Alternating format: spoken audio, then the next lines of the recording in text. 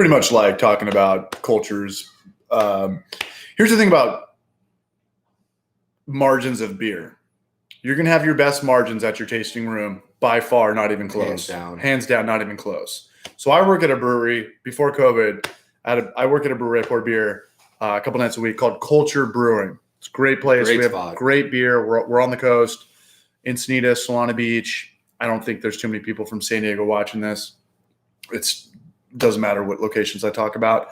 But we do not distribute. We do not sell our kegs to restaurants. We do not sell our kegs to dive bars and clubs and whatever.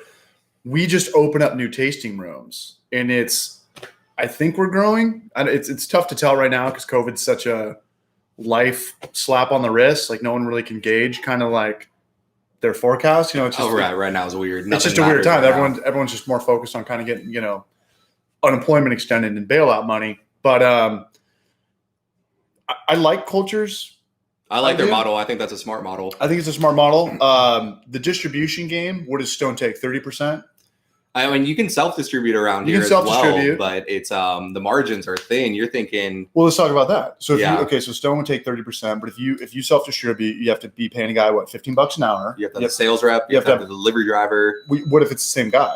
Then you're sacrificing him selling something by picking up kegs. So he's not going to be selling as much, right? Because he's going to be on the road way too much. You have to have a big van. Does the van have to have temperature control? I mean, ideally, sure, yeah. But I mean, in reality, like if you're just doing super local distribution, you can get it to them quickly. Our distribution model is we don't go outside of a 15-mile radius for keg distribution. And because if you lose a keg on distribution, there goes $220. And what do you mean? Like the actual vessel, the cooperage of the keg. So say you have to have a guy that collects them. You have to have a guy that picks them up when the restaurant. You have to have a hustler as a salesperson, and so I like Mother Earth's way of going, where they don't really distribute kegs all that much. At least in the San Diego area, they're very much focused on selling 4-packs or 6-packs of their canned beverage at the local grocery stores.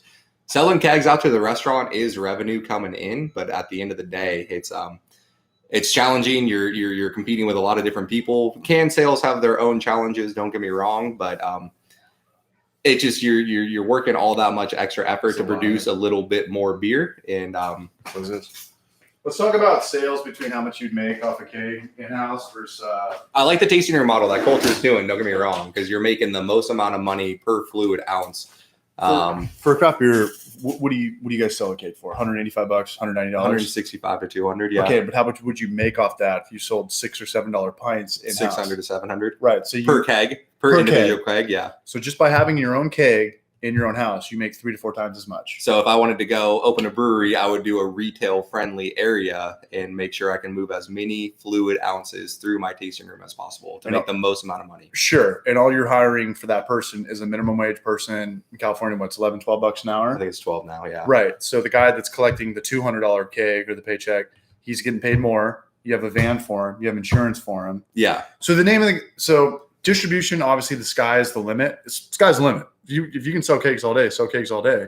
But the margins go like that real fast. And if your sales dude is only moving, maybe 5 kegs a week versus maybe 20 to 40, all of a sudden those margins get really, really small because you're paying for the sales rep and the van and the gas and the insurance and everything else included in that. So how many pints are in a keg? 125. 125 16-ounce pours. Yeah. That's assuming they're pouring good. Right. Right. Without foam and everything else. Nobody pours better than a brewer because we like brewers. I'm serious. Like if I brew a 5-gallon batch, like I want that. I go, when I'm working with these girls of culture or Booze Brothers or wherever I've worked, and they're just like cranking it out. I was like, what are you doing? Yeah.